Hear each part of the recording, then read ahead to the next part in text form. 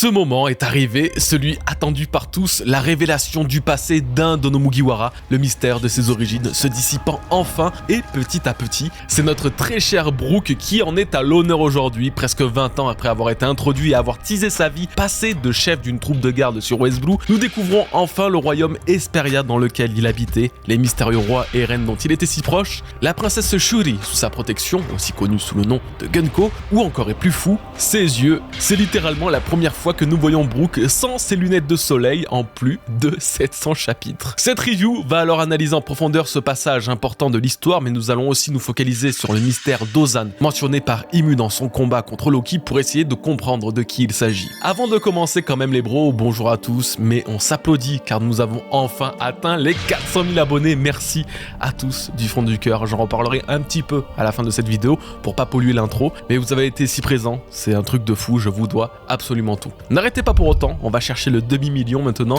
et laissez un like si la vidéo vous plaît et pour me soutenir, on ne change pas nos bonnes habitudes. Allez, une review nous attend, mais avant tout, connaissez-vous l'abonnement basique de NordVPN? Avec mon offre en lien dans la description, il vous revient à moins de 3 € par mois sur 2 ans avec 4 mois d'abonnement supplémentaire. Et derrière ça, vous avez absolument toutes les fonctionnalités attendues dans un VPN. Vos données sont chiffrées et votre position masquée sur Internet. Vous pouvez changer votre adresse IP pour contourner les géorestrictions, comme sur les sites de streaming avec Disney+, par exemple. Zootopie 2 est déjà disponible hors France. Mais vous avez aussi et surtout une protection anti-menace pour filtrer les sites, trackers et publicité malveillants et intrusifs, ainsi qu'une surveillance en continu du dark web d'un maximum de 5 de vos adresses mail. Pour couronner le tout, votre abonnement reste utilisable sur 10 appareils simultanément, ce qui comprend téléphone, tablette, ordinateur et même votre Apple ou Android TV. Le service est premium, le prix lui est minimum. Malgré tout, si vous n'êtes pas satisfait, vous avez 30 jours pour être remboursé, de quoi avoir largement le temps de découvrir toutes ces incroyables fonctionnalités. À nouveau, si vous désirez en profiter, l'offre est uniquement disponible via mon lien en description. Vous savez désormais ce qu'il vous reste à faire. Le combat entre Imu et Loki continue et n'est pas prêt de se terminer, mais de nouvelles analyses sont possibles. On commence par Imu qui appelle Luffy et Loki de leur vrai nom, en précisant même Luffy au chapeau de paille.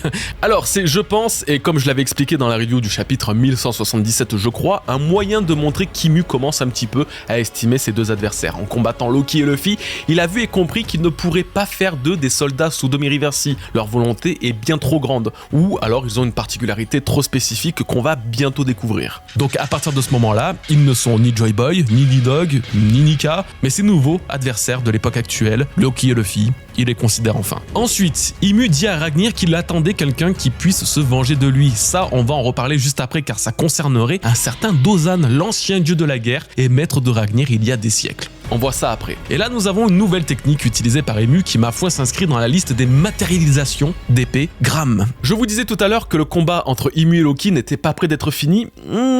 En vrai de vrai, c'est bien possible que dans le prochain chapitre, Loki soit KO. L'attaque utilisée par Imu fait référence à une arme mythique scandinave. Elle s'appelle également Gram et a été utilisée par Siegfried, un véritable héros nordique, pour tuer le dragon Fafnir. Donc Gram est l'épée tueuse de dragons, utilisée contre le dragon d'Elbaf. Impossible, Loki ne mourra pas, mais ça peut signifier qu'Imu va bientôt avoir un net avantage sur lui et donc que Luffy fera son grand retour à ce moment-là. Donc en plus de nous faire comprendre après Nemesis et Gram que Imu peut à peu près transformer son arme en toutes les épées possibles et imaginables, avec en plus multitude de références mythologiques, voici qu'une nouvelle façon de voir son combat contre Luffy prend forme. Imu va incarner des dévoreurs ou des tueurs de soleil. Dans ses prochaines techniques contre Nika, le soleil, Imu pourrait alors utiliser des attaques liées au mythe de la mort de cet astre. Alors dans chaque mythe, il y a un ennemi au soleil, donc c'est pas facile de faire le listing, ça prendrait beaucoup de temps. Mais rien que dans la mythologie nordique, on pense à Skoll, le loup courant après le soleil, qui est une technique que pourra utiliser Imu. Dans les mythes chinois, il y a aussi l'histoire de Hu Yi, un dieu archer ayant abattu 9 des 10 soleils du ciel. Donc là aussi, c'est possiblement une technique avec un arc ou un projectile qu'Imu pourrait utiliser contre Luffy. Voilà, donc vous avez l'idée, mais comme je vous l'ai dit, on va pas lister tous les mythes de la mort du soleil, on verra davantage le moment venu,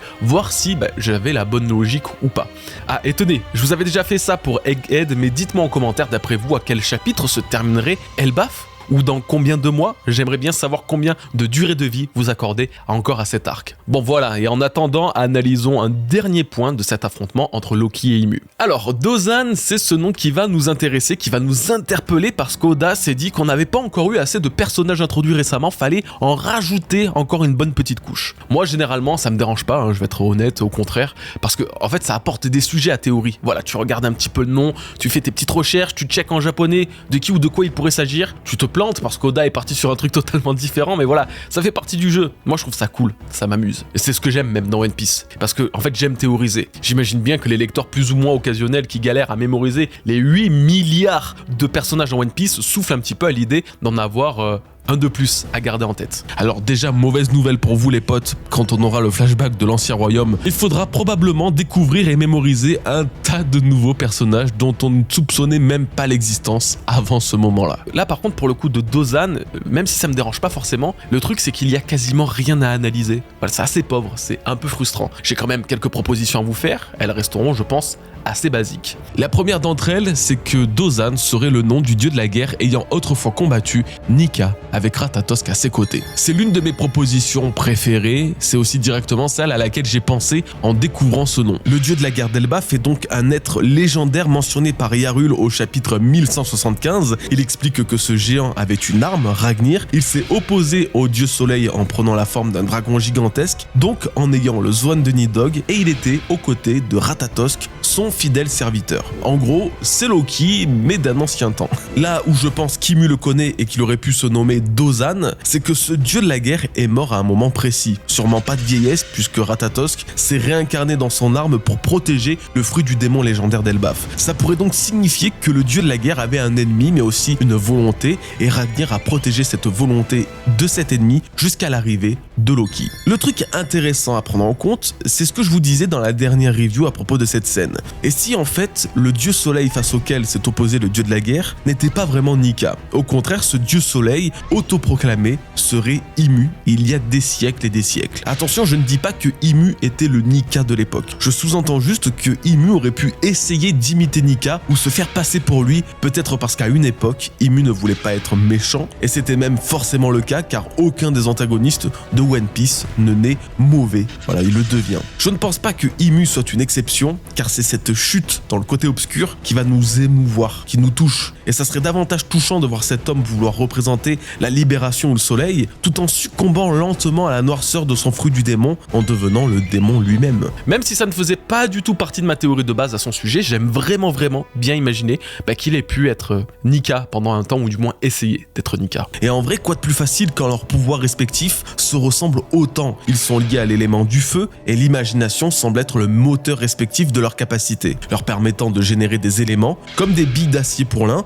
ou des lunettes pour l'autre, ou encore de purement et simplement agrandir leur taille respective. Le Nika représenté ici serait alors Imu affrontant le dieu de la guerre, comme la représentation un petit peu dark de sa silhouette le laisse présager, mais aussi et surtout sa bouche et ses lèvres qui, je trouve, ressemblent beaucoup à celles du roi du monde de notre époque. Imu aurait donc tué Dozan, le dieu de la guerre, tout en rencontrant et en voyant Nidhogg et Ragnir, expliquant aussi pourquoi il disait être nostalgique en voyant Ragnir, ayant attendu un nouveau maître pendant tout ce temps, puisque c'est Imu lui-même qui est à l'origine de sa mort. Voilà, donc c'était l'une de mes propositions préférées. La suivante l'est aussi, mais ça manque un peu de consistance. Dozan serait l'ancien dieu de la terre, au même titre que Zaza, qui est le dieu de la pluie. J'aime bien me dire que Oda va enchaîner les révélations de tous les dieux, plus ou moins au même moment, et que Dozan fasse partie de ces révélations. Surtout que Dozan, le mot japonais, peut signifier montagne. On est encore dans le thème du dieu de la terre. Voilà, globalement, c'est tout. Je kiffe l'idée, mais on n'a pas pour autant de gros arguments, contrairement à la première proposition. Et puis, je suis toujours aussi fan du principe que Gura soit le nom du dieu de la terre, comme je vous l'avais théorisé dans la dernière review. Et on arrive à la troisième proposition, justement. Dozan serait le vrai nom de Joy Boy. Alors, je suis pas hyper convaincu, mais il y a un détail qui fait vraiment la différence, c'est que Dozan serait un nom d'origine arabe, signifiant rythme, rythme du tambour, etc. Voilà, ça fait sens avec le fruit de Nika, le tambour de la libération. Voilà, vous captez. Mais surtout, il y a apparemment, d'après ce site, c'est un nom qui aurait le chiffre 5 associé. Je ne savais pas que les noms pouvaient avoir des chiffres, si ce n'est à travers le nombre de lettres qui le composent. Mais bon, écoutez, le 5, c'est le chiffre fétiche de Luffy, incarnation actuelle de Joy Boy. Donc je me dis, pourquoi pourquoi pas. Voilà donc finalement rien de giga concluant, si ce n'est à la rigueur la première proposition qui me plaît un peu plus, que Dozan soit le nom de l'ancien dieu de la guerre d'Elbaf. Et j'ai oublié de le préciser, mais dites-vous que malgré tout, même si c'est l'idée qui colle le mieux pour l'instant, il y a un problème, car sur Elbaf, tous les géants ont un nom à connotation scandinave, ce qui n'est pas le cas pour Dozan, hélas. Au final, comme je vous le disais au début, ce Dozan est plus chiant que les autres noms rajoutés récemment parce qu'on a quasiment rien à tirer de lui. Bon, en tout cas, les idées sont posées, on en reparlera lors du reveal ou de nouveaux indices, mais en attendant, n'hésitez pas à me donner votre propre théorie à ce sujet, peut-être que c'est vous qui aurez la réponse. Bref, petit passage du côté de Zaza qui continue l'enlèvement des gamins d'Elbaf. Écoutez, pour le coup, pas grand chose à dire si ce n'est qu'on voit Sanji arriver pour probablement sauver les enfants, du moins j'imagine. Parce que concrètement là, que peut-il faire ? Combattre Zaza, c'est déjà une cause perdue. En plus d'être la présentation d'une femme, c'est littéralement de la flotte. Et quel genre de pouvoir a Sanji ? Le feu. Super l'efficacité. Donc il pourrait sauver les enfants en traversant l'eau, etc. Pas de problème. Mais il en reste un en fait de problème. Killingham surveille l'opération et il est boosté par Imu. Est-ce que finalement la solution pour vaincre Zaza sans la combattre, c'est pas de juste vaincre Killingham comme Sanji l'a déjà fait par le passé ? Mais surtout, serait-ce le moment et le moyen pour lui de mettre en pratique un éventuel Haki des rois ? Je vous refais pas la théorie, ça fait quoi, plus de 5 ou 6 ans qu'on en parle ici du Haki des rois de Sanji. Il n'y a plus aucun doute, le tout reste de savoir quand et comment va-t-il l'utiliser. Car qu'il l'ait, c'est pas forcément un problème, même qu'il l'utilise, c'est ok. Par contre, il faut le faire d'une certaine manière pour vaincre les chevaliers divins. Et ça a l'air de demander une maîtrise particulière et supplémentaire. Donc si Sanji, qui a jamais dévoilé cette forme du Haki, se met subitement à savoir l'utiliser comme des Chebek, des Gaban et j'en passe, aïe, pas ouf. Niveau scénar. Donc voilà, ça reste quand même un combat en parallèle qui peut avoir lieu pendant le Luffy versus Imu qui va sûrement bientôt commencer. Après Harald, après Shanks, Loki et Chebek, voici mesdames et messieurs le nouveau flashback de One Piece, aujourd'hui dédié à l'un de nos Mugiwara au passé des plus mystérieux, j'ai nommé Brook. On applaudit, bravo Brook, c'est ton moment, profites-en champion, personne n'aurait imaginé avoir ton flashback sur Elbaf quand on attend encore le développement de Usopp, mais c'est bien, on est fiers de toi. Non mais par contre oui, c'est assez sérieux car nous découvrons aujourd'hui la première vie de Brook. À l'époque où il n'était pas encore pirate mais capitaine de la garde d'un royaume répondant au nom d'Esperia. C'est donc le royaume auquel il faisait allusion lors de sa présentation officielle au Mugiwara lorsqu'il a rejoint l'équipage. On savait déjà tout ça, sauf le nom de ce fameux royaume. Nous le voyons également et pour la première fois sans lunettes et sans sa fameuse cicatrice au crâne avec laquelle il a toujours été représenté. Dans ce royaume, il défendait la famille royale de tout genre de malfrats, une famille composée pour l'instant de la princesse Shuri, âgée de 7 ans, qui deviendra plus tard celle connue sous le nom de Gunko, et la reine Candel, probablement la mère de Shuri, mais aussi ancienne capitaine de la garde d'Esperia, à la popularité apparemment exceptionnelle. Donc voilà pour ce récapitulatif de ce début du flashback de Brook, et bien sûr, on a quand même 2 ou 3 trucs à analyser, ça change pas. Commençons par Esperia et l'étymologie du nom de ce royaume. Il est intéressant de noter qu'Esperia est déjà le nom d'une commune italienne, tout en étant également le nom d'une espèce de papillon de nuit, et même plus largement, Esperia avec un H est un genre de papillon, qu'il soit diurne ou nocturne. Alors pour le rapport à l'Italie, je vois pas trop ce que ça a à faire avec Brook, qui serait d'après Oda autrichien s'il vivait dans notre monde. Par contre, le coup du papillon est quand même un bon rappel à ces insectes présents partout autour d'Imu dans sa chambre fleurie. En sachant que Shuri deviendra plus tard la servante personnelle d'Imu ayant l'accès à cette fameuse chambre fleurie, va savoir si ça aura pas un lien dans le lore de One Piece. Après tout, faudra bien qu'on découvre pourquoi les papillons sont si importants pour Imu et ce, depuis son introduction. Là où ça commence à aller un chouïa plus loin et peut-être un peu plus raccord avec la mythologie de One Piece et l'écriture d'Oda, c'est que Esperia avec un H désigne 2 choses assez distinctes en grec ancien. Premièrement, c'est une contrée désignant le pays du soir ou le pays de l'ouest que les Grecs assimilaient à l'Italie. Voilà, nouvelle coïncidence avec le fait qu'Esperia soit une commune italienne. Donc, ce qui est intéressant, c'est que Esperia dans One Piece se trouve vraisemblablement sur West Blue, la mer d'origine de Brook. Donc on est là aussi raccord avec l'étymologie et la géographie de ce royaume, qui aurait été l'un des principaux royaumes de West Blue. D'ailleurs, cette découverte-là m'a fait réaliser quelque chose. Existe-t-il des royaumes majeurs dans chacune des 4 mers de One Piece? J'entends par là vraiment des royaumes centraux et plus importants que les autres sur ces mers. Par exemple, sur North Blue, il y a l'ancien royaume du Germa qui s'étendait apparemment sur toute cette mer. On pouvait donc imaginer que c'était le royaume principal, la capitale.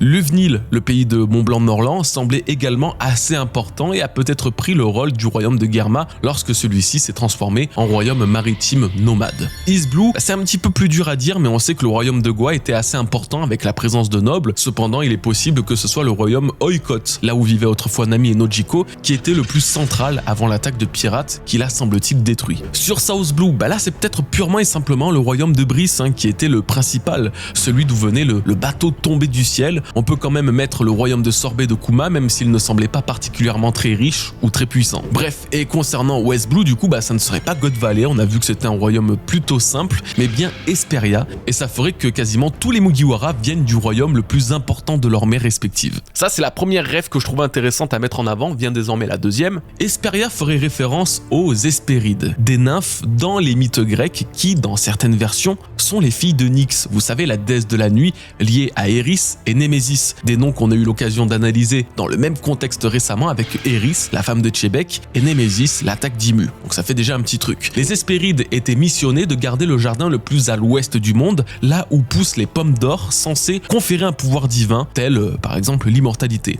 Donc en sachant qu'à un moment, Esperia sera attaquée par le gouvernement, du moins c'est ce que j'en conclus après que le roi soit assassiné, faute rejetée sur Gunko par Brook et que justement Gunko devienne l'une des chevaliers divins, est-ce que ce royaume n'aurait pas été trouvé et voulu par le gouvernement mondial pour quelque chose de spécial qu'il pouvait cacher? Un fruit du démon bien sûr, mais aussi autre chose, une lignée à éteindre comme sur God Valley avec les Davidi, ou encore des ressources précieuses, qui sait. J'aime bien quand même l'histoire du fruit du démon et tout ça, parce que là vous êtes d'accord pour dire qu'on va découvrir des choses qu'on ne sait pas sur Brook, ok? C'est le but d'un tel flashback. Sauf que dans les listes des choses inconnues à son sujet, vient là la plus importante à mon sens. Quand et comment a-t-il mangé son fruit du démon? Réfléchissez bien, il y a un truc qui cloche avec le rêve de Brook, qui était d'être un pirate. Pourtant, il a mangé un fruit faisant de lui une enclume. Sauf s'il ne l'a pas fait exprès, ce qui est possible, ça n'a aucun sens. Luffy lui-même n'aurait jamais voulu manger un fruit du démon si ça l'empêchait de nager, mettant en péril son rêve. Si Brook a mangé son fruit, ce n'est peut-être pas par choix, mais par devoir. Le Yomi Yomi no Mi qu'il possède cacherait bien d'autres pouvoirs que la simple résurrection qu'il lui a permis, et Imu l'aurait cherché. Ce fruit aurait pu appartenir au royaume d'Esperia ou simplement s'y être retrouvé, déclenchant l'une des chasses triennales des Tenryubito sur cette île. Ce flashback permettrait à nous, lecteurs, de découvrir les conditions dans lesquelles Brook a consommé ce fruit du démon et ce que ses véritables pouvoirs représente réellement. Je vous laisse le soin d'aller voir l'une de mes théories à ce sujet que j'ai sortie il y a 2 ans. Je pense vraiment qu'elle vous permettra de réaliser à quel point le fruit de Brook est mystérieux.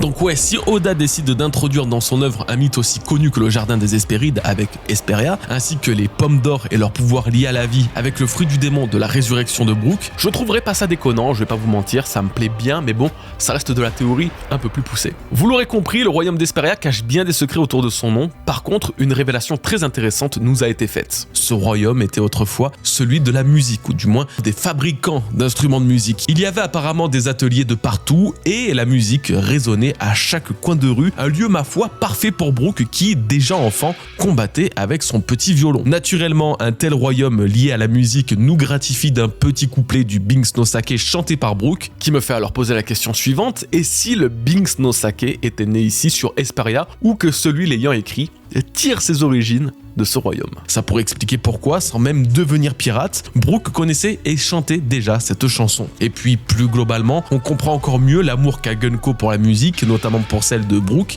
bien sûr, mais même en général, elle est née dans un royaume musical, donc elle doit avoir une affinité très particulière pour le son, les notes, tout ce qui pourrait aider Brook à lui faire garder le contrôle d'elle-même si elle en vient à être à nouveau contrôlée par Imu. Et justement, nous allons parler de ce sujet. Alors on va encore un peu rester sur Brook, car au-delà de son fruit du démon, ce qui m'intéresse, c'est, comme je le disais, de savoir comment il a eu sa cicatrice au crâne, et avec ce flashback, il y a fort à parier qu'on y ait le droit. Cette blessure aura probablement lieu à l'instant où le destin d'Esperia a changé, ce moment où nous voyons Gunko appeler son père à la fin du chapitre 1149. Une scène qui expliquerait les paroles de Brook au chapitre 1173, accusant Shuri d'avoir tué son père, roi d'Esperia, mais aussi bienfaiteur de notre Mugiwara. Donc en plus de découvrir ce qui a poussé Gunko à tuer son propre père, là où on soupçonne tous un contrôle mental d'Imu ou du Gorosei, peu importe, nous pouvons aussi découvrir en quoi le roi d'Esperia était le bienfaiteur de Brook. L'a-t-il sauvé étant enfant? C'est ce que je pense, puisque ceux ayant le titre de bienfaiteur sont très souvent des Shanks, des Zeph ou des Tom, des personnes pour qui le lien du sang ne veut rien dire, et ce, même si Brook semble l'appeler frérot dans ce chapitre. Il ne s'agirait pas de vrais frères biologique. Donc là, effectivement, Brook doit vivre avec une rancune assez forte envers Gunko. Maintenant, reste à savoir comment il découvrira la vérité, car il doit la découvrir. C'est là que la glace de Ragnir va prendre tout son sens. Nous avons bien vu que l'attaque d'Imu visant à détruire la glace de Ragnir a échoué. Honnêtement, je suis tout autant étonné que je trouve ça logique. C'est-à-dire que je trouve ça étonnant qu'un pouvoir aussi puissant que celui d'Imu ne parvienne pas à briser cette glace, bien qu'il a réussi à la fissurer, mais ça reste parfaitement dans la logique des fruits du démon qui ont des pouvoirs annulables que par eux-mêmes. Genre Hancock, par exemple, ne pourra pas dépétrifier une personne victime du Mero Mero no Mi d'un ancien utilisateur, c'est ce qu'elle disait à Barbe Noire, donc voilà, pour Ragnir, c'est la même chose, la même logique. Loki a bien dit que seul lui serait capable de faire fondre cette glace, alors seul lui sera capable de faire fondre cette glace. Voilà pourquoi Imu n'aurait de toute façon jamais pu extraire les géants de la Galela de leur prison de glace, et même s'il a essayé, seul Ragnir pourra le faire. Donc lorsque les Chevaliers Divins et Imu quitteront Elbaf, ils laisseront Gunko ici même, qui donnera sûrement la suite du flashback commencé aujourd'hui, pour expliquer à Brook tout ce qu'il ne sait pas. Car là, ce que Brook va raconter à Usopp, c'est sa vision, avec ses doutes. Tout ça, mais il continue de vivre en croyant Gunko responsable de cette tragédie. Il faut qu'elle puisse s'expliquer et rester ici sur Elbaf serait un bon moyen de le faire. Toutefois, attention, Gunko est totalement contrôlable et manipulable par Imu, et ce, même avec une distance autant éloignée que Marie-Joise Elbaf. Comme le disait Shanks, la voix d'Imu porte partout dans le monde quand il s'agit de ses chevaliers. Gunko n'est donc pas faite pour rester auprès des Mugiwara très longtemps. Car même si le rappel de sa vie passée semble briser l'emprise mentale qu'a eu Imu sur elle, Imu a toujours le droit de vie ou de mort sur Gunko, exactement comme il a eu sur Saturne, l'exécutant à distance sur Egghead. Donc je sais pas si vous captez, mais il y a un petit problème. Si Gunko reste, c'est pas pour longtemps, car une fois dégivrée, elle risque de mourir à tout moment. Et si elle part d'Elbaf, alors c'est pas demain la veille que Brook aura la révélation sur ce qui est vraiment arrivé au roi d'Esperia et même à Esperia en lui-même. L'une des seules solutions, mais que je trouve vraiment trop simple pour le coup, c'est que comme je vous disais, Brook parvient à contrôler la manipulation d'Imu et du pacte Abyss de Gunko grâce à sa musique ou à son influence sur l'âme des gens. Parce que parlons-en de l'influence de Brook sur le mental des gens, ça permet de rebondir sur deux choses à nouveau à travers une seule et même technique, la quinte tierce Fantasia. Vous la connaissez forcément, c'est l'attaque utilisée par Brook sur l'île des hommes poissons avec laquelle il réussit à plonger ses ennemis dans un profond état d'hallucination que Brook appelle son festival nocturne. Donc dites-vous que s'il est capable d'autant influencer l'esprit des gens grâce à sa musique, c'est pas pour rien. La musique va être un élément important pour la fin de One Piece et le dernier chapitre nous l'a très bien prouvé. Les dieux, du soleil ou de la pluie, répondent à la même logique du rythme d'un son, celui des tambours pour Nika ou celui des gouttes de pluie pour Zaza. Ça sera évidemment la même pour tous les autres dieux, il y a qu'à voir l'apparition d'Imu avec l'environnement qui s'est mis à chanter pour comprendre que le cœur de One Piece se trouvera en musique. C'est pourquoi les banquets sont si importants, c'est pourquoi la danse est si importante, tout est littéralement une ode à la joie. Et quel meilleur moyen de conclure One Piece que de le faire quand le cœur des hommes battra à l'unisson dans une parfaite harmonie, dans un mélange de joie, d'amour et de liberté. En fait, One Piece c'est le meilleur de la période des hippies.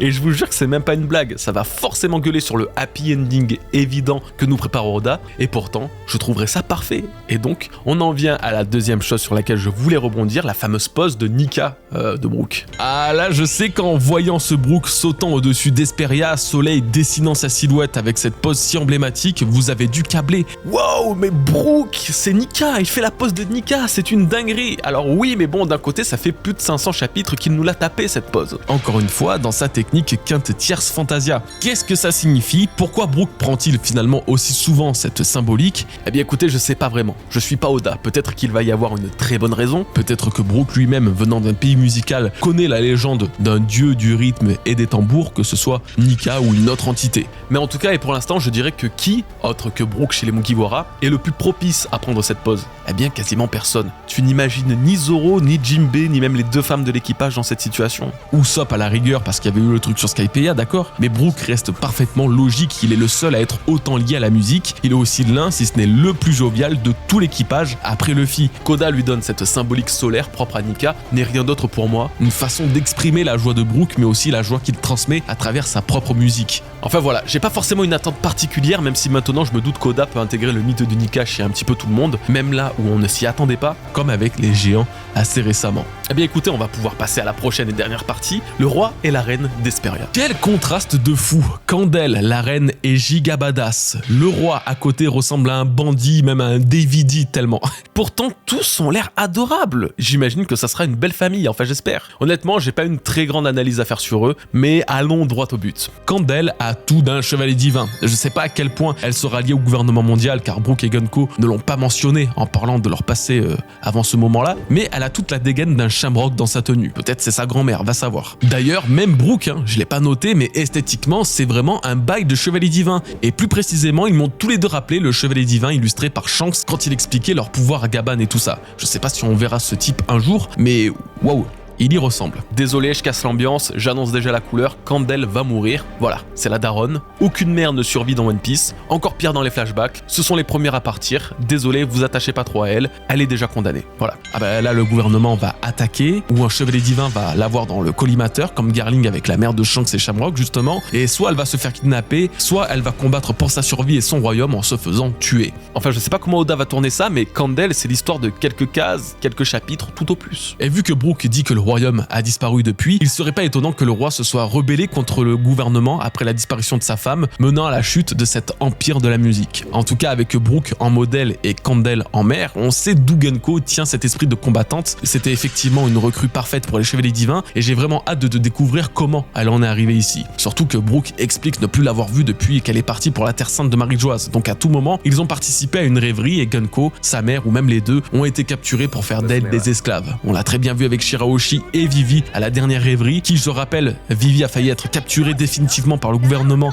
après la mort de son père, alors qu'elle faisait partie des rois fondateurs. C'est totalement possible que Gunko et Candel aient vécu ce drame, c'est un risque qui existe malheureusement principalement pour les princesses. Nous découvrirons bien assez tôt les raisons du drame qui a frappé Hesperia, mais effectivement, les dragons célestes et leurs désirs les plus affreux risquent bien d'en être à l'origine.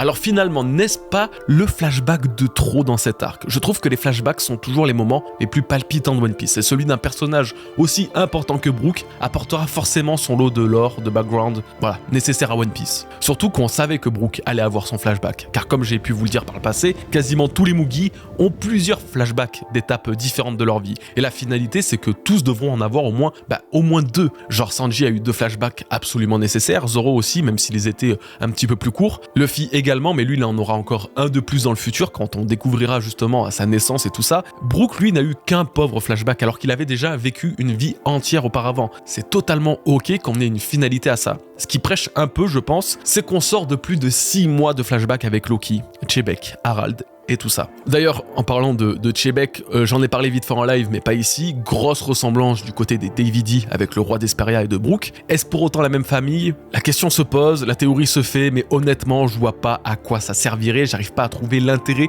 que Gunko ou Brook soient des Davidi, et encore pire, quel intérêt de garder Gunko en tant que Davidi, alors que ce sont les ennemis d'Imu qui veut anéantir cette lignée. Ouais, à voir. Donc concernant le flashback, moi j'ai peur que s'il est trop long, ou pas assez captivant, bien que ça perde les lecteurs, on va dire un petit peu occasionnel, là où les fans hardcore vont juste s'abreuver du lore. Mais en fait, le pire avec le flashback de Brook, s'il continue vraiment, c'est le timing auquel il apparaît. Vraiment, en plein milieu de l'apparition du dieu de la pluie de Zaza, du combat d'Imu contre Loki, avec l'arrivée très prochaine de Luffy. Là, notre attention devrait être à 100% focus sur ces événements. Coupé avec un flashback, s'il dure plus d'un chapitre, ça risque d'être un petit peu lourd. Car oui, One Piece se lit en tomes, blablabla, on le sait, mais désolé, One Piece se lit aussi en scan, et ça, peu importe le volume de vente des tomes. C'est tout le principe du jump, et s'il nous faut encore 2 mois, donc 4 à 5 pauvres chapitres pour que Luffy revienne au combat, et tout ce bordel, ça risque d'être très long, et l'intérêt des lecteurs va un petit peu baisser. Donc là, soit le flashback de Brook ne dure que le temps d'un chapitre pour être terminé plus tard, et donc ça va, soit c'est un banger absolu, et chaque chapitre nous captive comme jamais, soit ça rallonge un truc dont on est tous fatigués, la mission des Chevaliers Divins qui nous casse le crâne depuis 1 an et demi avec la capture des gamins d'Elbaf. Écoutez, donnez-moi votre avis là-dessus, mais franchement, le coup d'un nouveau flashback dès maintenant, je suis pas convaincu à 1000% du move, hélas, mais vous savez quoi, j'espère me tromper. On touche à la fin de cette review, désolé, j'aurais voulu faire une session de questions-réponses, mais avec la sortie du scan très tardive, ça aurait rajouté trop de travail en peu de temps. Par contre, vous avez quand même accès à ma reaction live qui est en ligne depuis hier sur ma chaîne secondaire Gojiwara. Allez vous y abonner. Maintenant, et sans aller dans le larmoyant, je peux vous dire merci les bros pour les 400 000 abonnés. Je vais vous le dire tout le basique, hein. Jamais j'aurais cru arriver à un tel stade un jour, ni que ça demande un tel travail, mais c'est une vraie fierté et c'est vraiment et évidemment grâce à vous. Qu'on le veuille ou non. C'est votre présence qui définit qui reste ou qui disparaît sur YouTube. Vous avez décidé de me laisser ma chance. Moi, j'ai mis tout ce que j'avais pour prouver que vous aviez fait le bon choix. J'espère que vous ne regretterez pas de faire partie de mon équipage. Honnêtement, si d'ici la fin de One Piece on touche aux 500 000, ça serait un miracle. Mais on y croit, alors continuez à montrer votre soutien qui n'a absolument pas besoin d'être monétaire. Un simple like, un simple abonnement ou un simple commentaire. Ce sont les meilleurs carburants possibles. Je suis vraiment sincère. La preuve avec ce petit post que j'ai fait sur YouTube dans la semaine, toutes ces petites ou grandes preuves d'amour que j'ai pu recevoir et lire n'avaient pas de prix, surtout quand ces derniers temps des commentaires de haine pure et simple apparaissaient sur la chaîne sans aucune raison. Donc voilà, vraiment je vous redis merci encore et toujours. Je suis désolé, j'ai pas de vidéo exceptionnelle ou de grands projets à vous offrir ou à vous annoncer pour fêter ça pour l'instant, mais si possible j'aimerais cette année conclure la trilogie des icebergs avec le 3e et dernier épisode pour de vrai. Je veux pas trop teaser, donc je vous tiendrai au courant quand je serai un petit peu plus certain. Voilà pour ce long blabla les bros, merci vraiment. Prenez soin de vous, de vos proches, aimez-vous au max et à la prochaine pour une nouvelle vidéo. Peace.